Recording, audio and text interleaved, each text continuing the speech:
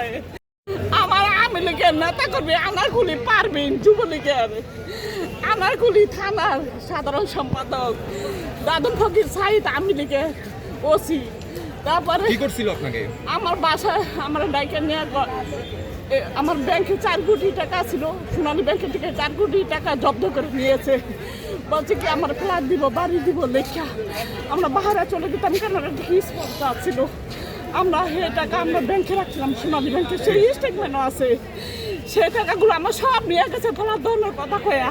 উনি বাণিজ্য মন্ত্রণালয়ে চাকরি করে সৈয়দ মাহবুব আলম, সে আমার টাকা পুলিশ দিয়ে জব্দ করে নিয়েছে। আমার টাকা জব্দ করে নিয়েছে। আল্লাহ, তারেক রহমান এখন আপনাকে কি বললেন? বিচার করবে, তারেক রহমান আমার বিচার করবে। আল্লাহ, সৈয়দ মাহবুব রহমান বাণিজ্য মন্ত্রণালয়ে চাকরি করে, উনি আমি তখন আবার করে বিএনপি কথা কয়, এক সময় একটা দলের কথা বলে। আল্লাহ।